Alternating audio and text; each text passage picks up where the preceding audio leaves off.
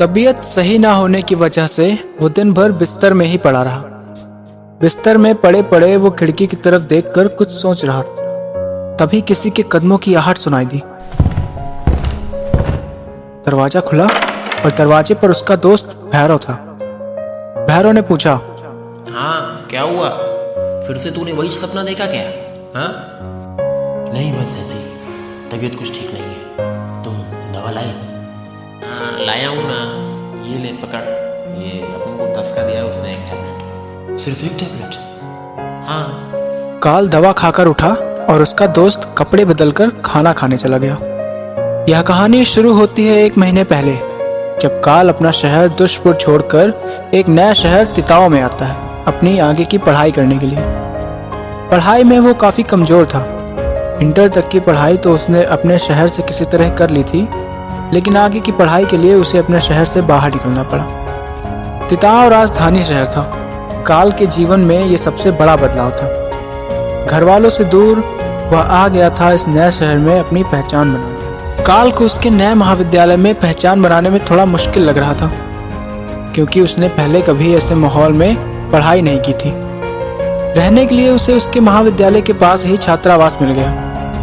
अब वापस आते हैं उस दिन पर। खाना खाकर भैरव वापस आया तो देखा कि काल कमरे में नहीं था। अब किधर को गया यार ये? अच्छा, अपन को क्या लगता है कि उसने फिर से वही सपना देखा।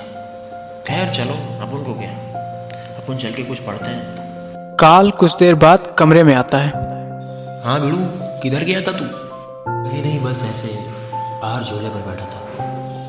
तू साफ साफ बोलना बिड़ू, तूने फिर से वही सपना देखा है ना? नहीं।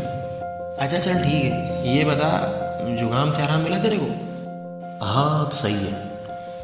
रात हो जाती है और दोनों सो जाते हैं। कुछ दिनों बाद एक दिन जब काल महाविद्यालय जा रहा था, तभी अचानक उसका सिर चकराने लगा और वो बीच रास्ते बेहोश होकर गिर गया। भैरव उस दिन पहले चला गया था। सुनसान सड़क पर काल बेहोश पड़ा था। कुछ समय बाद जब उसे होश आया तो उसने देखा कि वो धुंध से घिरे एक पहाड़ की चोटी पर था। वह घबरा गया। ये मैं कहाँ आ गया? वह इधर उधर भागने लगा। दूर दूर तक सिर्फ धुंध ही धुंध दिखाई दे रहा था। उसके अलावा और किसी जीव का कोई अंश नहीं था। थोड़ी देर में उसे याद आया कि ये तो वही जगह है जिसे वो अपने सपने में देखता है। काल को कुछ समझ नहीं आ रहा था।